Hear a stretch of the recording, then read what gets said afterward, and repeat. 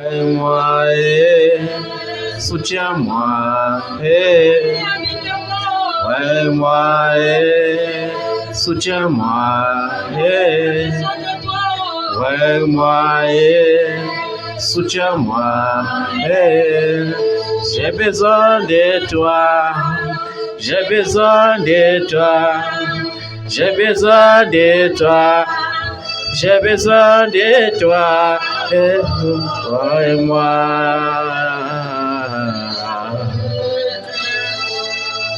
Ouais, moi.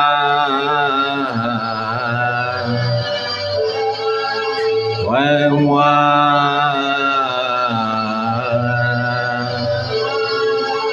Ouais, moi.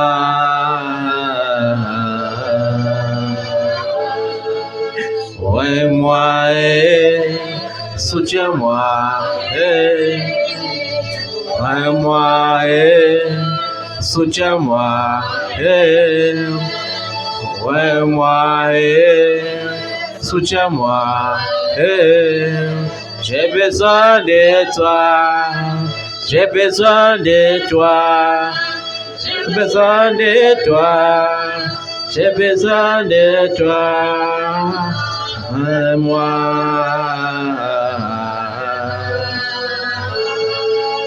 Ouais, moi.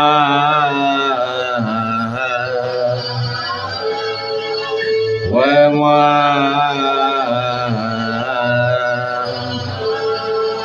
Ouais, moi.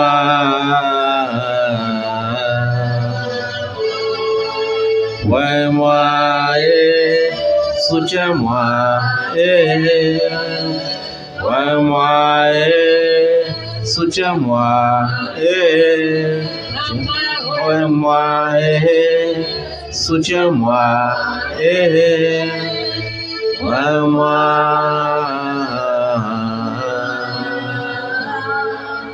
Ouais, moi.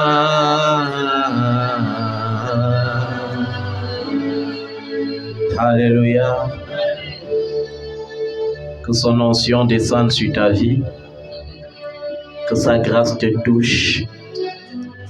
Que sa grâce touche tes enfants. Que sa grâce nous comble ce matin. Au nom de Yeshua. Seigneur, nous avons besoin de plus de toi. Nous voulons encore plus te ressembler, plus te chercher, plus t'adorer. Car qui est comme toi, dans les cieux comme sur la terre? Nul n'est comme toi. Personne ne peut t'égaler. Personne, Seigneur. C'est toi qui donnes la vie et c'est toi qui fais prospérer. C'est toi qui donnes la joie et la joie que tu donnes est intarissable. C'est toi qui donnes la paix et la paix que tu donnes ne dépend pas d'un médicament. Ça dépend de ton esprit. Tout ce que nous avons, Seigneur, c'est par ta grâce.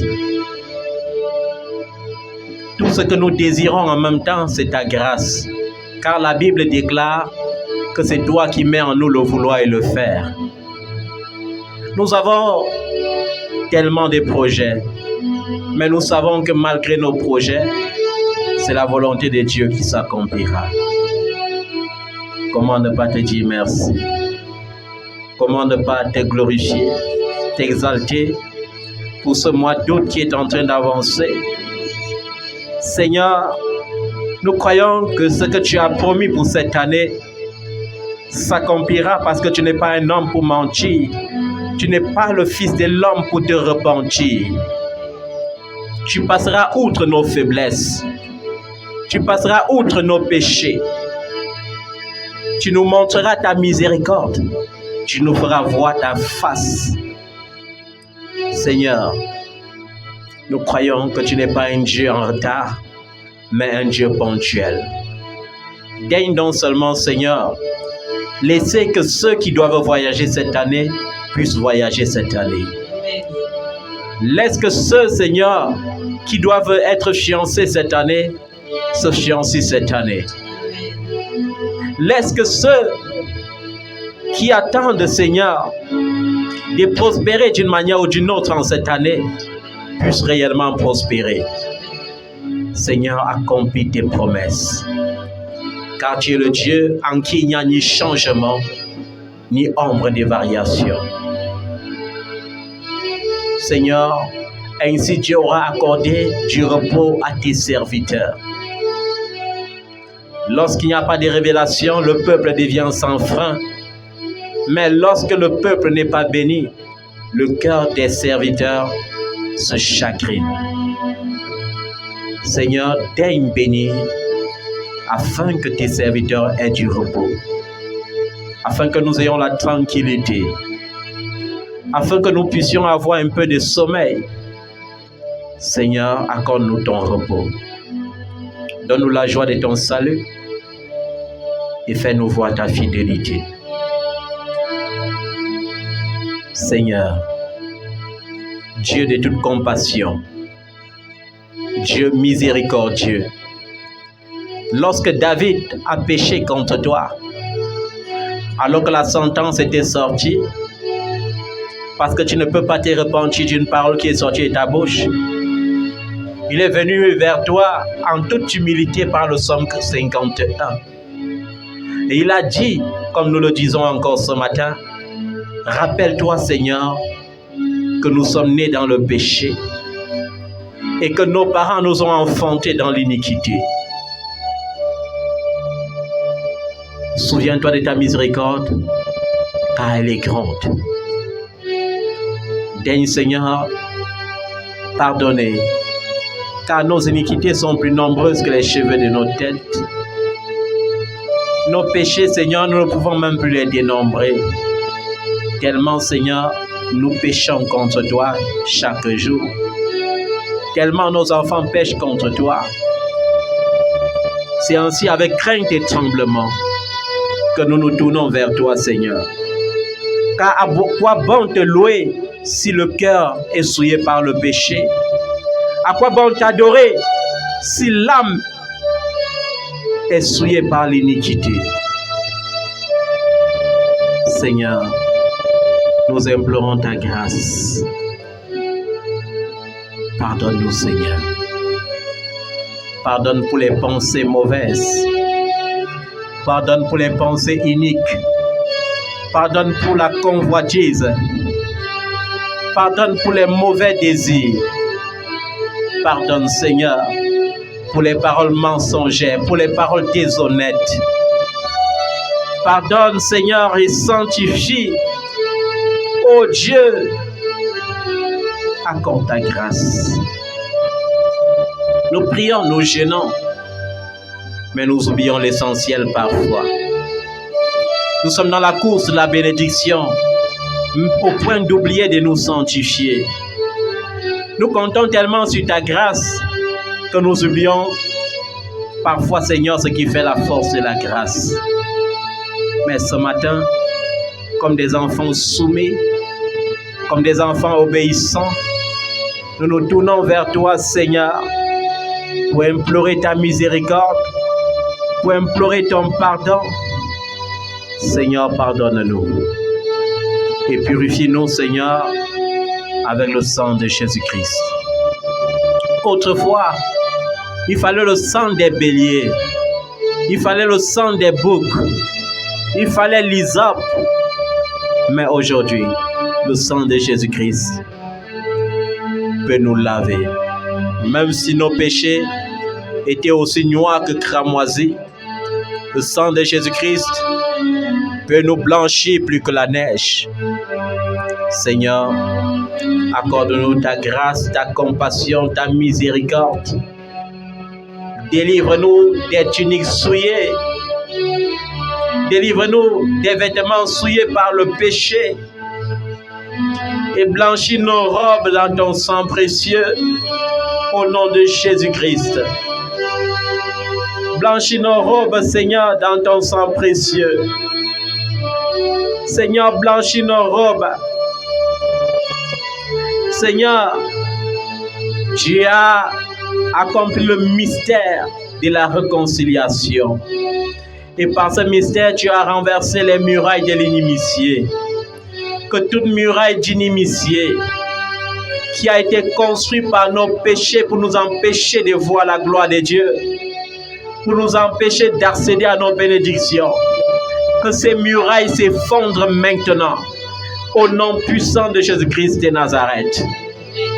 Seigneur, nous prions ce matin que les murailles formées par le péché pour nous empêcher de te voir tombent maintenant au nom de Jésus.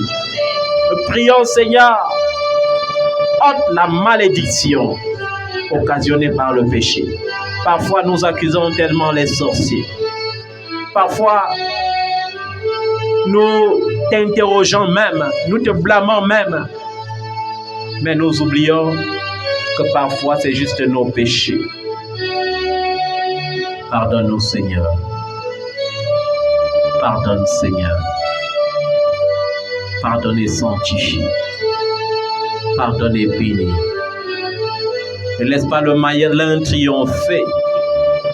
Ne laisse pas les païens qui disent où est leur Dieu avoir raison. Ne laisse pas ceux-là qui se moquent lorsque nous prions avoir raison, Seigneur. Aie compassion et manifeste ta gloire au nom puissant de Jésus-Christ. Au nom de Yeshua Amasia, ton fils bien-aimé, ton fils bien-aimé, le Dieu qui a quitté le trône, le Dieu qui s'est dépouillé de sa divinité et qui est venu dans ce monde comme un simple homme. Il a vécu au milieu de nous comme un simple homme pour nous consoler, pour nous guérir, pour nous purifier, pour nous sauver par son sang. Seigneur, aie compassion. Au nom de Yeshua le Messie. Que Satan, Seigneur, ne jubile pas. Réprime-le, Seigneur. Que l'Éternel réprime Satan maintenant et qu'il libère ce qu'il avait volé à cause de nos péchés. Qu'il libère les entrailles, qu'il libère la santé, qu'il libère les finances, qu'il libère les relations, qu'il libère la réussite, qu'il libère l'élévation. Au nom de Yeshua. Seigneur, merci. Ta miséricorde dure toujours et ta compassion de génération en génération. Merci pour ton sacrifice à la croix pour nous, ô Jésus-Christ de Nazareth. Merci pour ton sacrifice. Merci d'avoir pris notre place. Merci, Seigneur. Ton sang a coulé, sur la croix Golgotha. Ton sang a coulé pour nos péchés. Le sang de Jésus. Ton sang a coulé sur la croix Golgotha. Ton sang a coulé pour nos péchés. Le sang de Yeshua. Ton sang a coulé sur la croix à Golgotha. Ton sang a coulé pour nos péchés. Alléluia. Dis avec moi, Seigneur, accorde-moi ta grâce. Accorde-moi ta miséricorde. Ne me cache pas ta face, ô Dieu. Au jour de ma détresse, je crie à toi, Seigneur. Accorde-moi ta grâce. Accorde-moi ta compassion. Au nom de Jésus-Christ. Alléluia. Le Seigneur veut nous révéler quelque chose de nouveau ce matin. Et mon âme est dans l'angoisse à cause de ça. Nous prêchons beaucoup la bénédiction. Nous prêchons beaucoup la grâce. Alléluia. Amen. Nous aimons dire aux hommes combien l'Éternel est miséricordieux et ce n'est pas faux.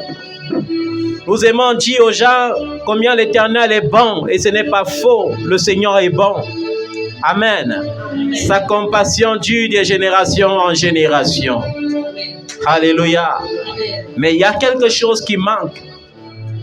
La grâce, la compassion, la bonté, la miséricorde du Seigneur se repose sur son amour. Qu'est-ce que les hommes disent par rapport à l'amour? Les hommes disent par rapport à l'amour, certains disent que l'amour c'est un sacrifice. Alléluia. D'autres disent, qui aime bien châtie bien. Et le Seigneur aussi te dit ce matin, dans le livre des Proverbes 3, du verset 11 au verset 26, « Mon fils, ne méprise pas la correction de l'Éternel, et ne t'effraie point de ses châtiments, car l'Éternel châtie celui qui l'aime, comme un père l'enfant qu'il chérit. » Alléluia.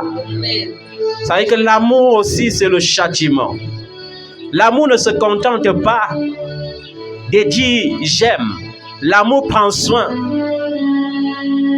Et lorsque tu aimes un enfant, tu veux que l'enfant devienne le meilleur. Alléluia. Dans cette génération, par exemple, qui souhaiterait que sa fille finisse lesbienne? Qui souhaiterait que son fils finisse efféminé? Personne ne souhaite cela. Qui souhaiterait que son fils soit dernier ou délinquant? Personne. Alléluia. Dieu également, étant un Dieu jaloux, nous chérit avec beaucoup de jalousie. Alléluia. Nous prêchons beaucoup la grâce, la miséricorde, oui. Lorsque nous voulons présenter Jésus aux gens, on les présente un Jésus bon, un Jésus qui pardonne tout, ce n'est pas faux. D'ailleurs, il est écrit dans 1 Corinthiens 6, là où la grâce a abondé, la grâce a surabondé. Mais nous ne devons pas nous limiter là. L'apôtre Paul dit que la grâce ne doit pas être un prétexte pour continuer de vivre dans le péché. Parce que celui qui vit dans le péché est esclave du péché. Jésus ne t'a pas affranchi du péché pour que tu deviennes esclave du péché. Alléluia.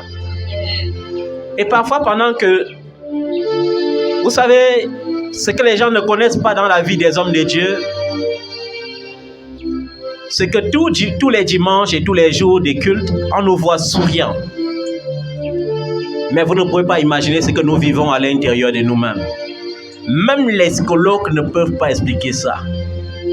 Parce que nous vivons des émotions exagérées tous les jours. Ça veut dire que si on était même des hommes ordinaires, on aurait des crises d'AVC tous les jours. À cause de quoi? De ce qui arrive au peuple de Dieu. Alléluia. Je vous ai dit, les hommes de Dieu qui ne ressentent pas ce genre de douleurs sont des hommes de Dieu qui servent Dieu par motif d'intérêt personnel. Mais un homme de Dieu qui sert l'Église à l'image de Christ, qu'est-ce que la Bible dit par rapport à Christ? On dit, lui, cet homme, qui, par des cris, des larmes, des supplications, criait à celui qui peut le sauver de la mort.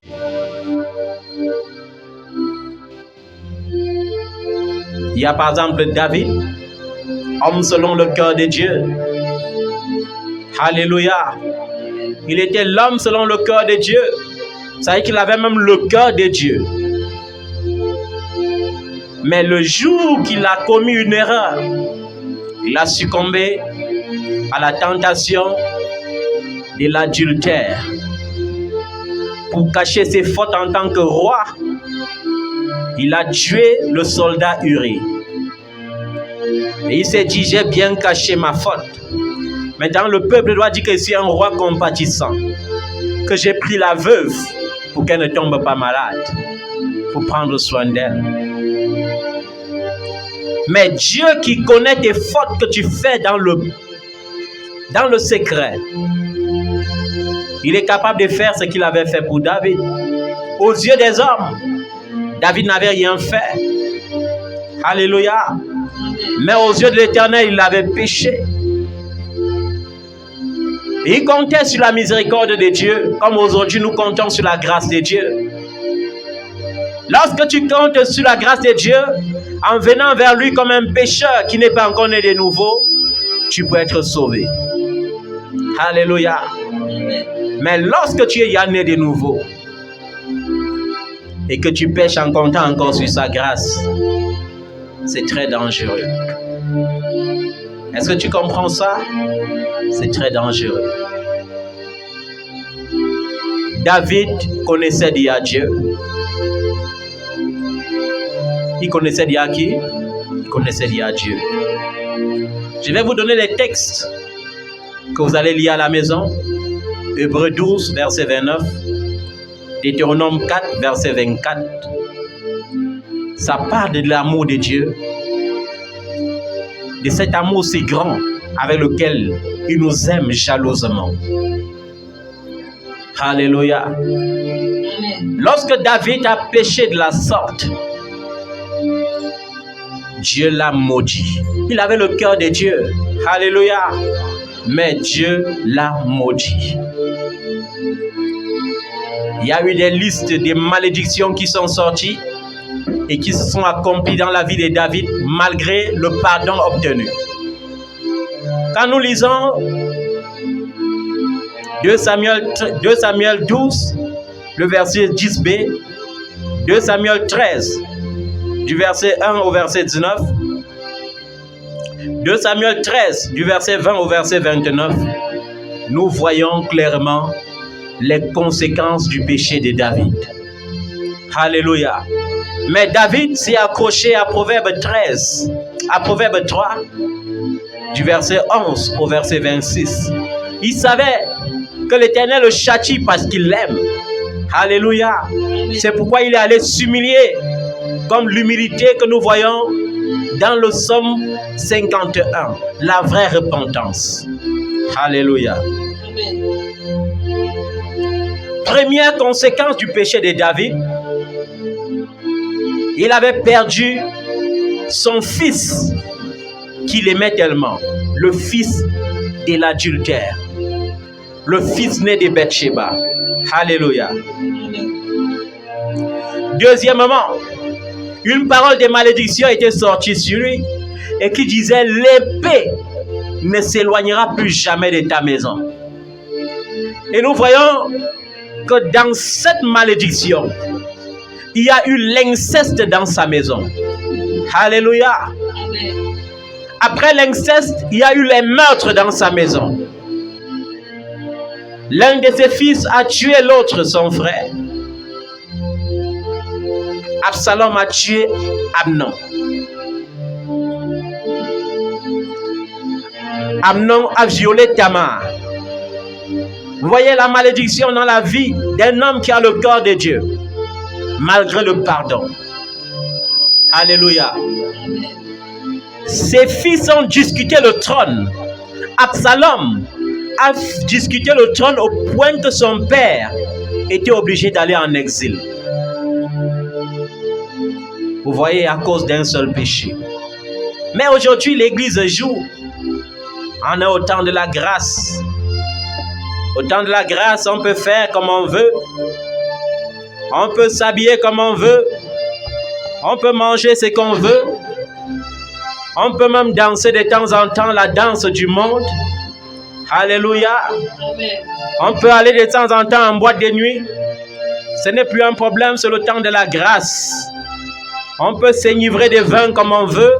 Même si Dieu dit que c'est la débauche, c'est le temps de la grâce. Mais le Seigneur t'interpelle ce matin, bien-aimé. Je vais vous dire une chose. Alléluia. Comme je disais tantôt, les 10 étaient vierges. Alléluia. Ça veut dire que les 10 sont exactement comme les chrétiens qui jeûnent tous les jours, qui prient tous les jours, qui craignent le péché tous les jours. L'époux qui est Jésus, il veut venir te bénir. Et la Bible dit qu'il y a une heure particulière pour ça. Mais est-ce qu'à l'heure là, tu seras présent? C'est ça le problème. Les 5 folles ont préféré dire non, non. Nous allons aller en ville chercher l'huile. Alors qu'il fallait juste suivre les 5 autres et rester dans la salle avec l'époux. Parce que l'époux lui-même a le pouvoir de procurer de l'huile. C'est ça le problème des enfants de Dieu. On jeûne beaucoup, on se sanctifie beaucoup, mais on manque la sagesse. Lorsque les épreuves arrivent, on cherche les raccourcis. La punition de certains enfants de Dieu d'aujourd'hui, c'est le fait de consulter à gauche, à droite, comme si consultaient les mages. Est-ce que vous comprenez ça? C'est de faire comment? De consulter à gauche, à droite. Ça veut dire que c'est la folie. Ce n'est pas que tu ne jeûnes pas, tu jeûnes, tu pries, mais tu n'as pas de racines. C'est pourquoi lorsqu'il y a un problème qui survient dans ta vie, tu approches ton père, tu lui dis, papa, j'ai tel problème. Mais après que ton père répond, tu te tournes, tu peux encore appeler un autre homme de Dieu qui ne t'attendait pas. Comme certains enfants qui disent, papa, tu n'as pas une parole pour moi? Papa, tu ne prophétises pas sur moi? Et si papa dit, ma fille, je prophétise que tu vas mourir demain. Je prophétise que tu es une fille maudite. Tu changes ça avec quoi? Alléluia. Au temps de Marie, il y avait tellement de vierges en Israël. Tellement de vierges. Parce que la virginité d'une femme, chez les Juifs, c'est d'abord quelque chose de sacré. Mais toutes ne pouvaient pas recevoir la grâce d'enfanter Jésus. Il n'y avait que Marie qui pouvait recevoir cette grâce parce qu'elle avait la grâce d'être fiancée à Joseph, qui était né de la postérité de David, héritier de la promesse. Alléluia. Est-ce que tu comprends ça? Le problème de l'église aujourd'hui, ce n'est pas que les gens ne se sanctifient pas. Ce n'est pas que les gens ne prient pas. Ce n'est pas que les gens ne jeûnent pas. C'est que les gens jeûnent et prient, mais il manque la sagesse. Ils sont impatients. Ils obligent Dieu à les bénir selon leur temps. Ils ne savent pas attendre. Alléluia. Mais il est temps pour toi que tu comprennes que Dieu ne te bénit que lorsque les pressions cessent de déborder dans ton cœur. Est-ce que tu comprends ça? C'est quand tu commences à oublier que Dieu te visite. Je connais une femme. Oh, le Seigneur m'a oublié. Je n'ai pas de mari. Je n'ai pas de mari. Je n'ai pas de mari. Après ça, maintenant, le diable vient s'aimer la semence. Non, maintenant, c'est même plus le mariage qui est important. Même un enfant. Un enfant. Il faut que j'accouche ma part maintenant. Vous voyez comment les gens loupent les bénédictions comme les 5 vierges qui sont folles. Alléluia. Nous prêchons beaucoup la bénédiction. Mais il est temps qu'on te dise comment Dieu fait pour bénir. Dans Deutéronome 28, on n'a pas seulement dit vous serez la tête et non la queue. On a dit si. Il y a d'abord si. Éteignez vos micros qui crient. Alléluia. On a dit si. Si veut dire qu'il y a condition. Si vous obéissez à la parole que je vous prescris aujourd'hui, en la mettant entièrement en pratique, alors la conséquence, vous serez bénis dans les villes et vous serez bénis dans les champs. Vos greniers seront pleins et vos cruches seront pleines. Vous serez la tête et vous ne serez jamais la queue. Vous serez les premiers et vous ne serez jamais les derniers. Vous prêterez à beaucoup de nations et vous n'emprunterez point. Alléluia. Mais les enfants aujourd'hui, qu'est-ce qu'ils veulent? Vivre une vie de libertinage et citer la parole de Dieu. Seigneur, tu n'es pas un homme pour mentir. Tu as dit, je serai la tête et non la queue. Mais tu as laissé le si. Est-ce que tu obéis à la parole? Est-ce que tu la mets en pratique? C'est ça le problème. Est-ce que tu comprends ça, bien-aimé? Et je vais vous dire une chose. Une autre chose qui tue les enfants de Dieu, c'est la concurrence sournoise. Une concurrence comment? Sournoise. Ils se concurrencient entre eux. Ils se calomnient entre eux. Je vais vous dire une chose. N'envoyez plus le feu sur les sorciers tant que vous n'êtes pas délivré vous-même de la sorcellerie. La calomnie, c'est une sorcellerie. Alléluia. La rivalité, c'est une sorcellerie. Mais vous tirez à gauche, à droite, le sorcier menace ma vie. Toi-même, sorcier d'abord. Sois d'abord délivré. On dit ne laisse pas la paille dans tes yeux pour voir la poutre qui est dans l'œil de ton frère. Aujourd'hui, mieux vaut être fornicateur, reconnu, que d'être un calomniateur hypocrite. Est-ce que tu comprends ça? Le péché que l'Église voit beaucoup, c'est le péché sexuel. Ils oublient que l'ennemi, le péché de l'âme est encore plus dangereux que le péché du corps. Le péché de l'âme, la jalousie, c'est vous. L'envie, c'est vous. Alléluia. Le mensonge, c'est vous. L'incrédulité, alors, c'est vous.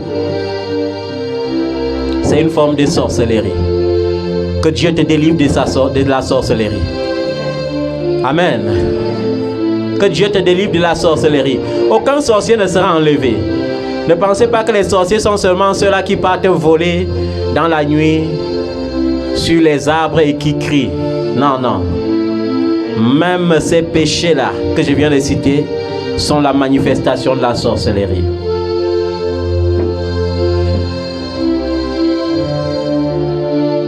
David, à cause de son péché, ses enfants pouvaient conspirer contre lui, ses propres enfants.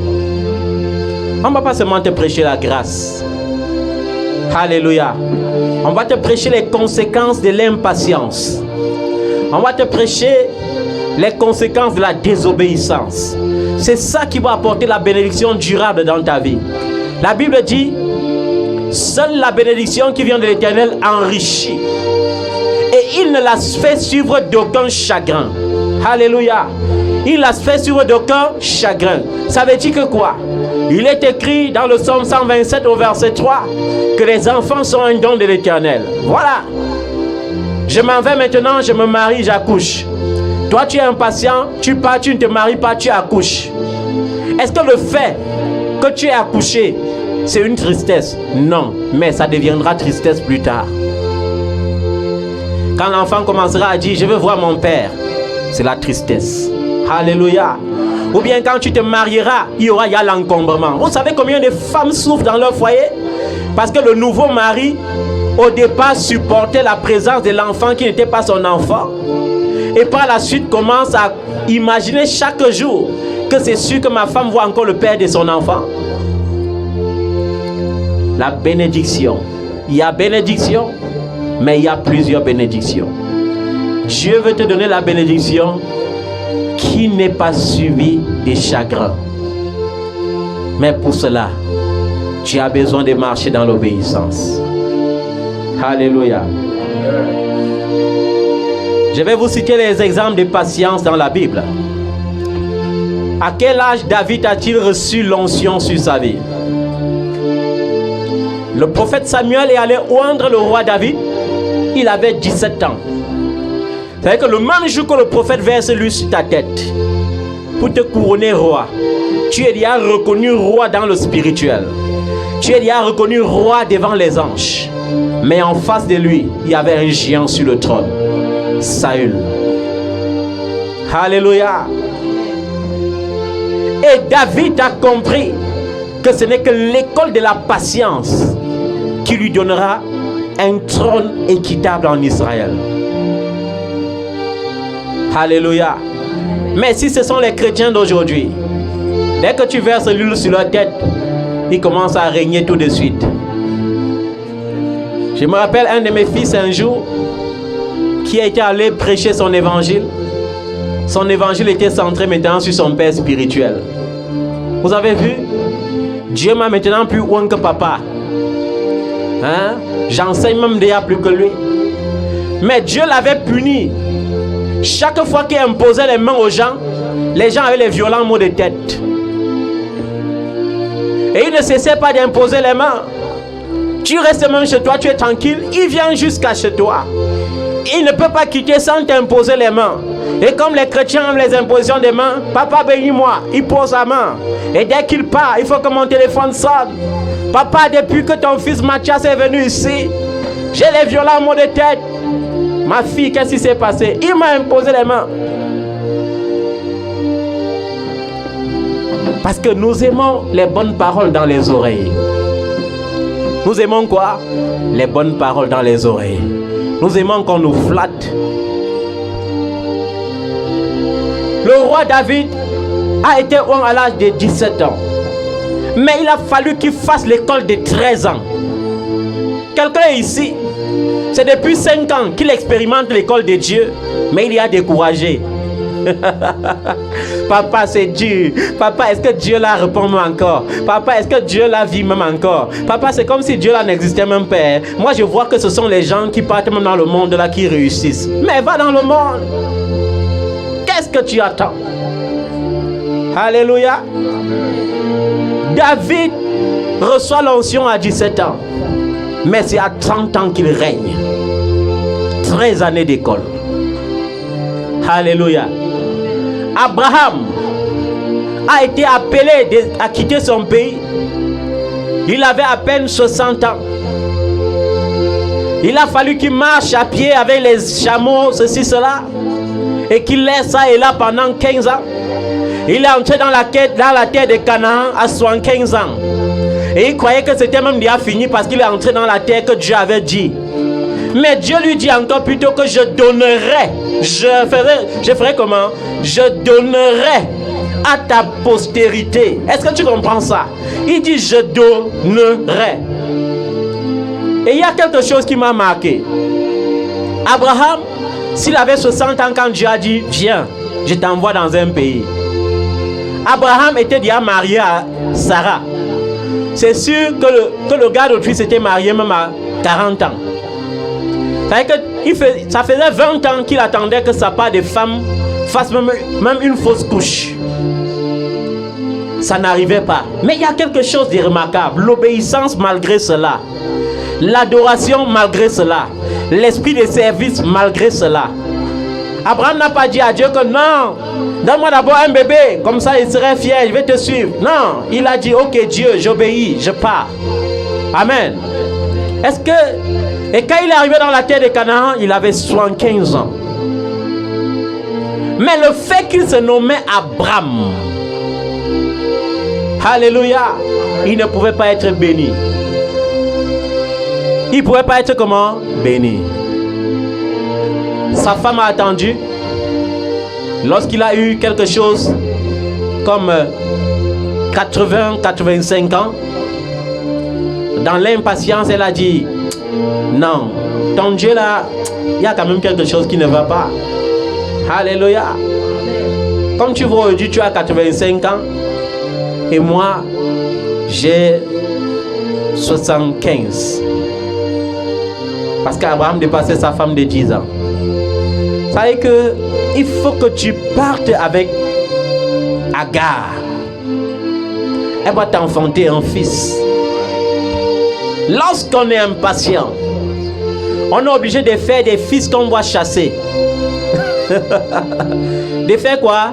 Des fils qu'on doit chasser. Ce n'est qu'à l'âge de 99 ans. C'est-à-dire 24 ans plus tard. 24 ans plus tard.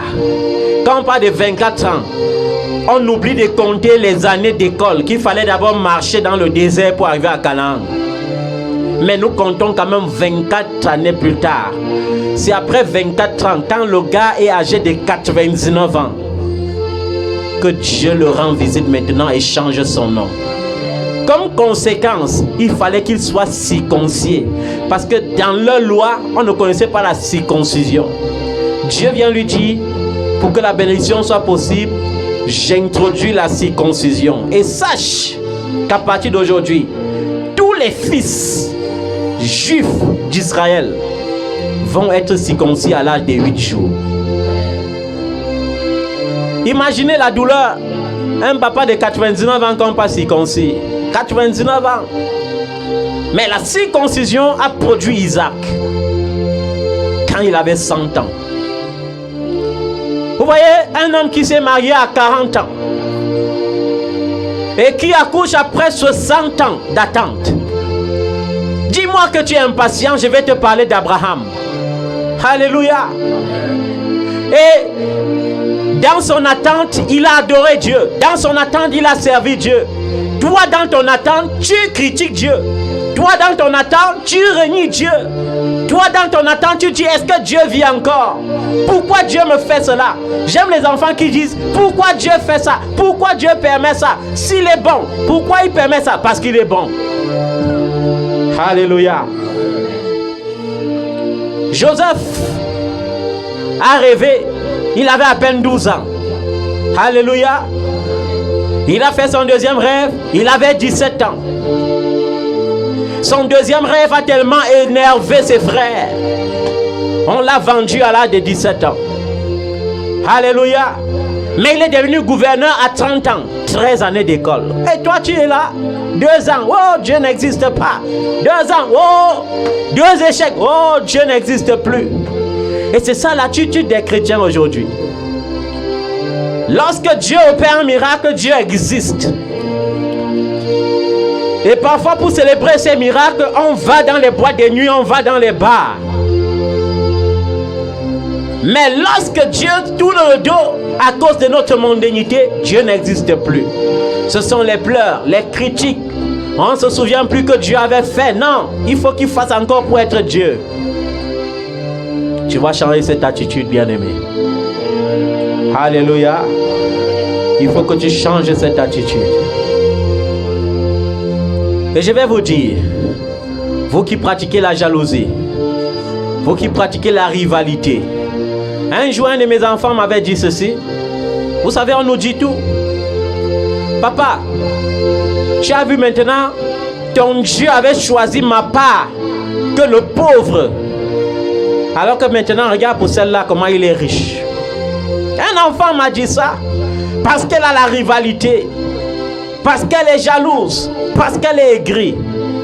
Ton Dieu me donne que le mari qui est pauvre. Et ça, celui qu'on appelle pauvre même, je ne vois même pas la pauvreté.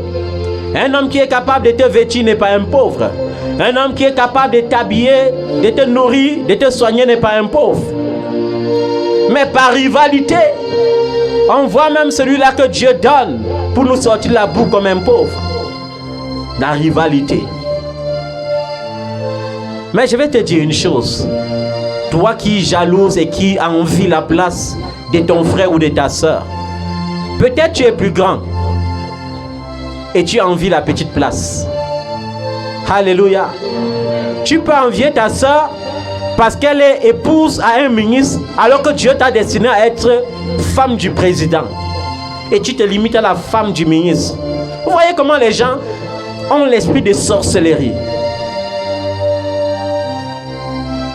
Comme un homme de Dieu, tu viens au lieu qu'il se tait, il dit Dieu me met à cœur de te dire qu'il faut que tu me donnes 10 millions.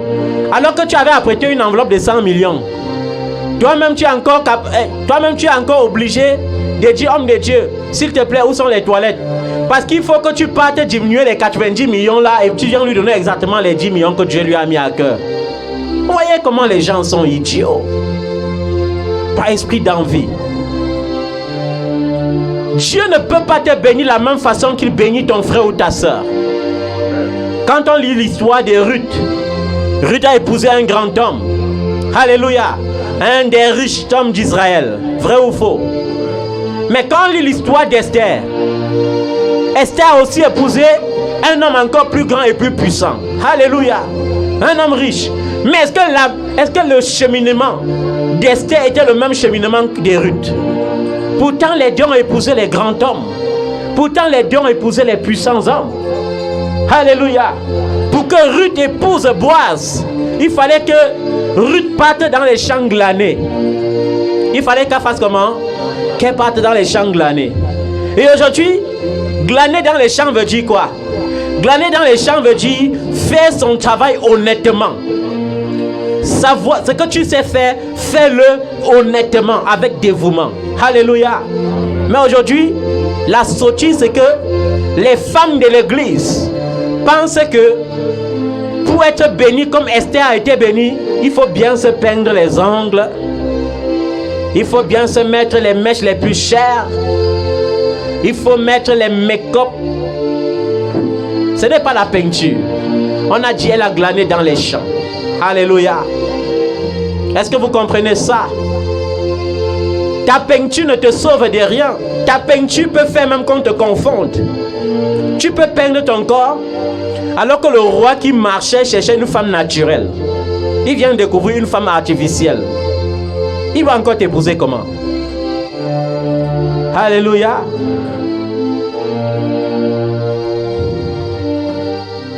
Pour que Esther soit épouse du roi Assyrius, il fallait qu'elle soit obéissante, qu'elle obéisse à ce que lui disait son oncle Mardoché.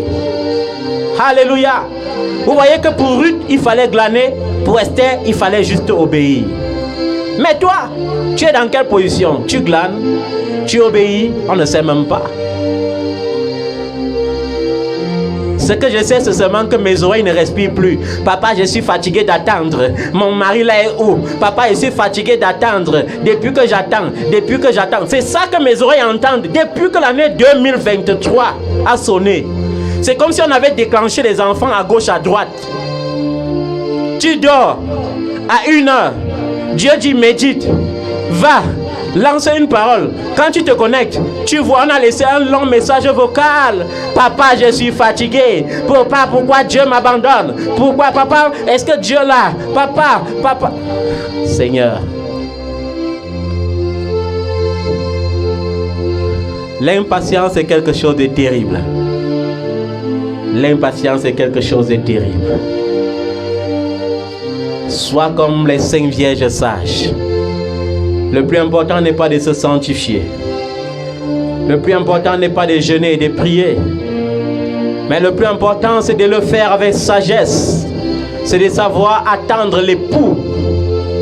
Attendre l'époux sur place. L'erreur, c'est que les gens attendent l'époux. Et alors que l'époux vient déjà, on part quand même se balader un peu. Alléluia. Il faut que le Seigneur te délivre de ça. Ma prière, c'est qu'il faut que le Seigneur te délivre de ça. Ma prière, c'est qu'il faut que Dieu t'accorde la sagesse. Ma prière, c'est qu'il faut que Dieu t'accorde quoi? La sagesse. Le plus important n'est pas d'attendre, mais de savoir adorer Dieu dans l'attente. Parce que c'est l'adoration qui touche le cœur de Dieu. Ce n'est pas la tristesse. Est-ce que tu comprends ça? Ce n'est pas la tristesse qui touche le cœur de Dieu. Si Dieu aimait la tristesse, il allait avoir un verset biblique qui dit « Soyez toujours triste ». Mais Dieu aime tellement la joie que tu vas entendre, il dit « Réjouissez-vous dans le Seigneur ». Et l'apôtre Paul va même jusqu'à dire, je le répète, « Réjouissez-vous ». Alléluia. Et dans 1 Thessaloniciens 5, au verset 16, il dit, au verset 17, il dit « Soyez toujours joyeux ». La joie. Alléluia. Je serai joyeux. Qu'importe ce qui se passe. Un jour, un homme m'a trouvé à la montagne. Il est venu me menacer. Et il m'a dit, c'est même quel genre d'homme de Dieu maigre comme ça. Depuis les années que tu viens prier sur cette montagne, tu es tout maigre. Pendant ce temps, tes collègues sont là avec les grosses voitures. Mais toi, tu es tout maigre comme ça. C'est même quel genre de Dieu que tu pries. Alléluia. Et j'ai entendu la voix de la femme de Lot résonner dans ma tête. Maudit Dieu et meurs. Et j'ai dit, Seigneur, en toi je veux encore espérer. Je veux encore te servir. Alléluia. Vous ne savez même pas par où on passe. Il n'y a que certains enfants ici qui ont expérimenté la pluie et le soleil sur la montagne. Ma fille Kyria avait à peine 5 mois quand il a plu sur elle à la montagne. Il n'y avait pas de maison. Il n'y avait pas de maison pour nous abriter à la montagne. On était à la fin d'un jeûne. Et on est allé à la montagne pour casser le jeûne. Il y a eu un grand vent, il a plu terriblement. Et j'entendais les païens qui disaient, vous voyez comment ils sacrifiaient un bébé. Et je vous le dis en vérité, elle n'avait même pas eu des rhumes parce que Dieu est fidèle. Alléluia. Il y a eu des fois où les gens sont venus quittant des pays lointains pour me chercher. Et mon bureau était à la montagne. Je me rappelle encore en 2013, une femme qui a reçu mon numéro depuis Paris. Et elle se disait que quand elle va arriver au Cameroun, elle va trouver un homme de Dieu dans un bureau bien climatisé. Mais quand elle m'appelle, j'ai dit, ma fille, j'espère que comme tu viens de là, tu sais au moins supporter la moto. Elle se dit que la moto c'est pour aller dans le quartier me trouver. Non. J'ai dit, dès que tu arrives au marché Mélène, tu vas prendre une moto là-bas. Tu dis, on te laisse à Vorbechi au niveau du château. Et quand on la laisse à Vorbechi, elle regarde comme ça, elle voit une montagne. J'ai dit, je suis ici au sommet. Et quand elle vient, c'était un soleil de 13 heures. J'ai dit, ma fille, tu peux t'asseoir. Elle croit qu'il y a la chaise. La chaise, c'est le rocher. Et j'ai entendu comment dans sa pensée, elle disait que maître, nous on servit Dieu là, c'est que comme ça. Qu'est-ce que l'homme s'y fait sous le soleil comme ça? Et je me suis entretenu avec elle 2 heures de temps sous le soleil. Et j'ai prié pour elle. Et je lui ai dit, sois-en sûr, tu as reçu. Amen. Et elle est rentrée ayant reçu. Mais sous le soleil à la montagne.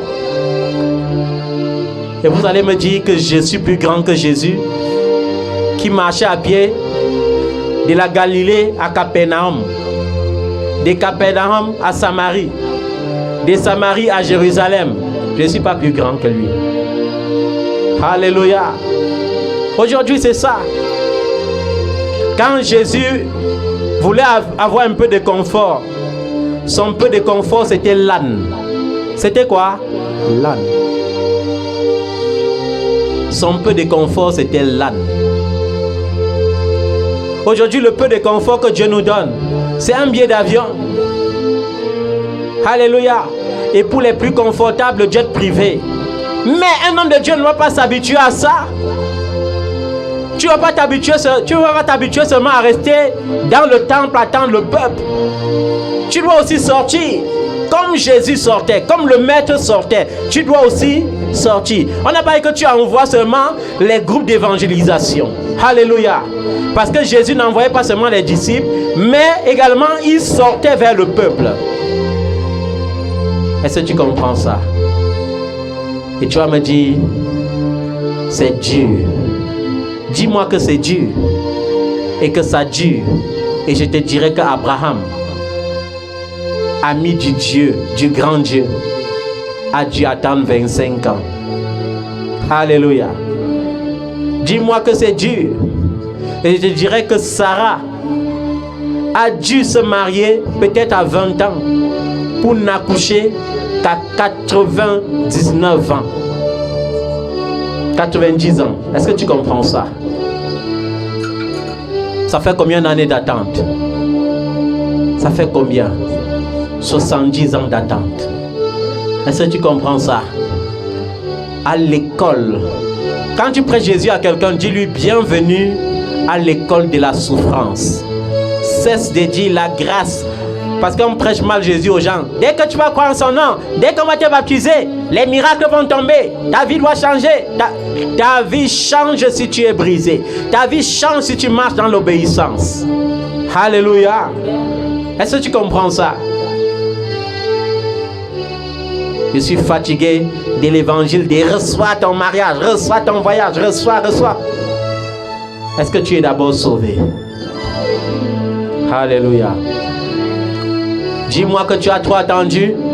Je vais te dire que Joseph, grand gouverneur d'Égypte, a dû attendre 13 ans. Il a dû être régné par ses frères, rejeté par ses frères. Il a dû servir comme esclave. Il a dû faire 2 ans en prison, gratuitement. Est-ce que tu comprends ça? Avant de devenir gouverneur. Dis-moi que tu as trop attendu, je te dirais que David était dans le désert, il fuyait au milieu des serpents à sonnette, au milieu des scorpions, au milieu des ennemis d'Israël. Ça l'a pris 13 années d'attente. Est-ce que tu comprends ça? Dis-moi que Esther était reine. Je te dirais qu'avant qu'Esther ne soit reine, il a fallu qu'elle passe par l'esclavage d'abord. Et par un mensonge pour être là où elle était.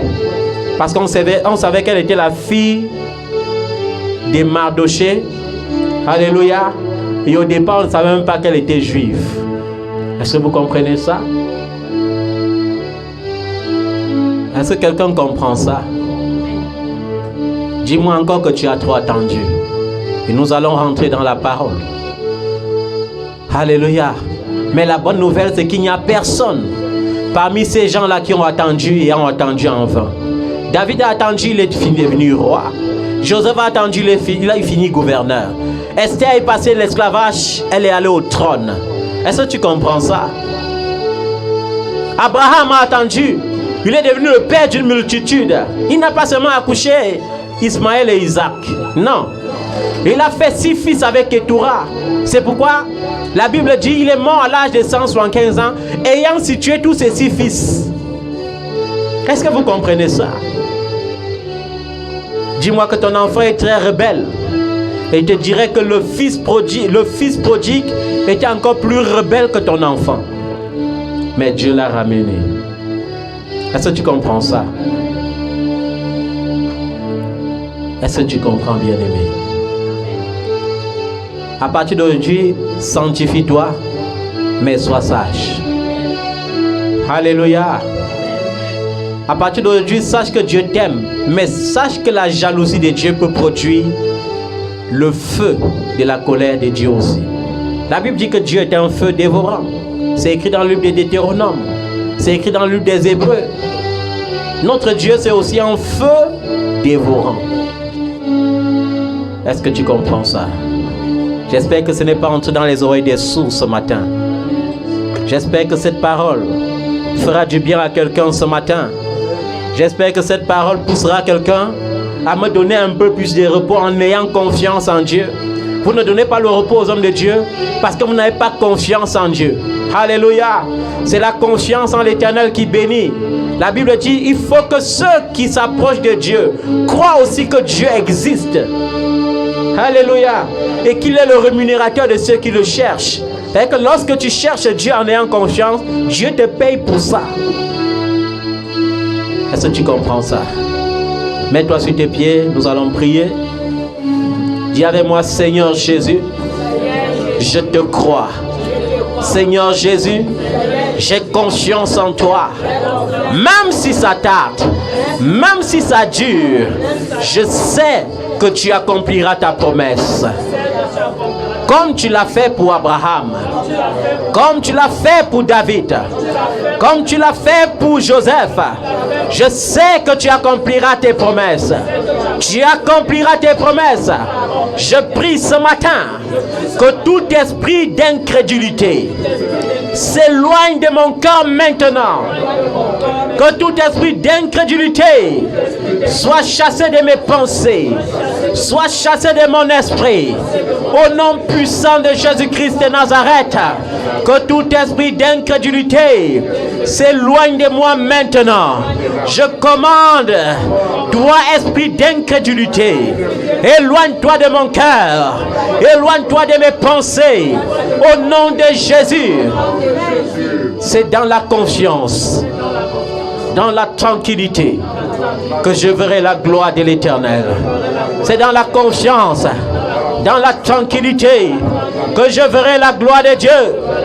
Je ne veux plus aller à gauche, à droite, mais je veux attendre l'époux. Car il a dit, ce qu'il a dit que c'est cette année 2023 doit s'accomplir en cette année 2023. Il n'est pas un homme pour mentir. Il n'est pas le fils de l'homme pour changer d'avis. S'il a dit que je dois voyager en 2023, alors je voyagerai en 2023.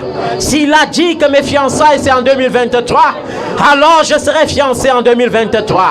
S'il a dit que mon mariage c'est 2023, alors je me marierai en cette année 2023. S'il a dit que ma grossesse est cette année, alors je serai enceinte cette année. Au nom de Jésus-Christ de Nazareth. S'il a promis la promotion en cette année, alors je serai promu cette année. Au nom puissant de Jésus-Christ de Nazareth. Tout ce que le Seigneur m'a promis doit s'accomplir dans ma vie. Seigneur, j'ai confiance en toi. Seigneur, j'ai confiance en toi. Seigneur, je fixe mon regard sur toi. Seigneur, je fixe mon regard sur toi. Seigneur, je m'attends à toi. Seigneur, je m'attends à toi. Seigneur, je m'attends à toi. Seigneur, je m'attends à toi.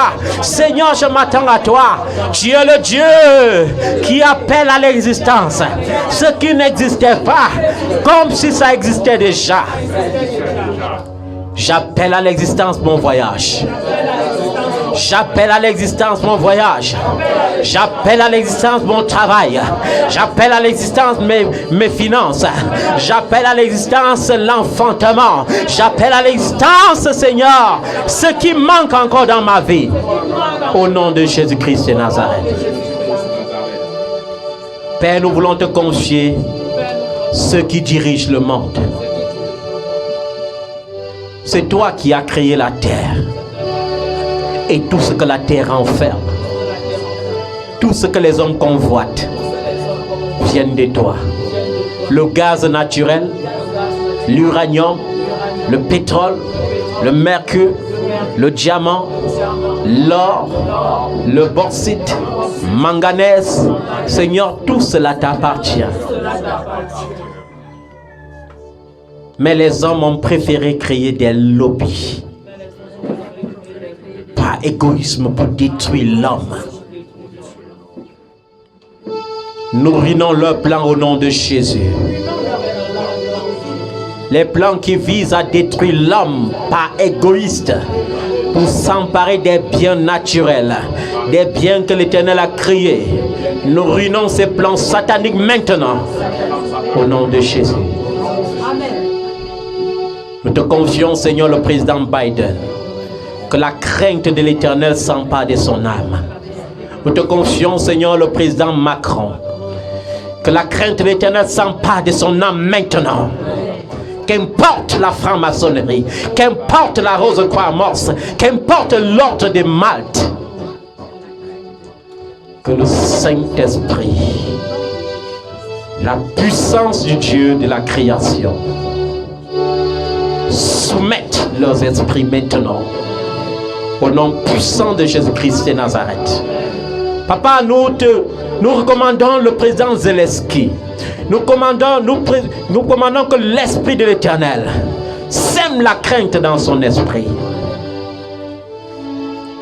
Pourquoi tous ces bains de sang? Nous te confions, Seigneur, le président Poutine. Mets la sagesse, Seigneur. Nous te confions le président chinois, le président sud-coréen, le président indien. Tous ces hommes qui dirigent les nations. Nous te confions les dirigeants de l'ONU, les dirigeants de l'UA. Seigneur, souffle sur la terre maintenant et que la crainte de l'Éternel s'empare de leur cœur. Tu es le Dieu qui fait cesser les combats. Nous savons que ces choses doivent arriver, car tu as toi-même dit il y aura des catastrophes naturelles. C'est pourquoi, Seigneur, de plus en plus, comme en Chine récemment, il y a des inondations. Comme aux États-Unis, des tempêtes, des tsunamis, des tremblements de terre comme en Tchéquie. Tu as dit que ces choses doivent s'accomplir. Tu as dit qu'il y aura les guerres et les bruits des guerres. Mais Seigneur, tu as également dit que si tu trouves un homme comme Job, comme Daniel, comme Noé, tu te repentiras de tout mal contre le peuple. Souviens-toi donc seulement de tes élus. Ne laisse pas la corruption s'emparer des cœurs de tes élus. Ne laisse pas la corruption s'emparer des cœurs de tes élus. Ne laisse pas la souffrance prolonger dans les cœurs de ton peuple. Car l'excès de souffrance, Seigneur, finit par produire l'incrédulité. L'excès de souffrance finit par pousser à l'impatience. Tu désires que ton peuple soit béni de la bénédiction qui vient de toi. Et nous avons confiance en toi, Seigneur. Comme Isaac savait que tu aimais son père. Et lorsqu'il y a eu la famine à Canaan, même lorsque les Canaaniens ont quitté la nation à cause de la famine, il est resté 3 fois plus, il a prospéré. Seigneur, tu as fait en sorte que Jacob trouve des sources d'eau dans des lieux désertiques. Tu as permis à Isaac de creuser dans le désert et de trouver des sources d'eau. Seigneur, c'est pourquoi nous nous appuyons sur toi pour déclarer qu'au milieu du désert, nous ne manquerons jamais de l'eau. Au milieu de la famine, nous serons dans l'abondance. Car tu es le Dieu qui avait multiplié la farine dans le pot. Et tu n'as pas changé. La Bible dit en toi, il n'y a ni changement, ni de variation.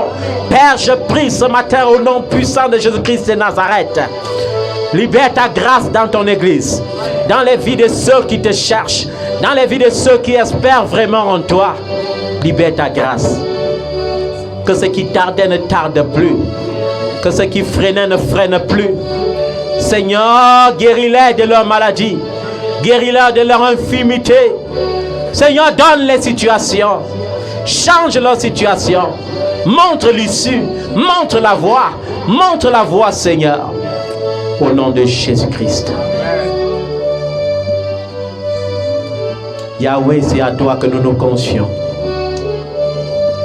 Yahweh, c'est à toi que nous nous confions. Yahweh, c'est toi que nous implorons. Yahweh, c'est toi que nous appelons. Yeshua, c'est toi que nous appelons.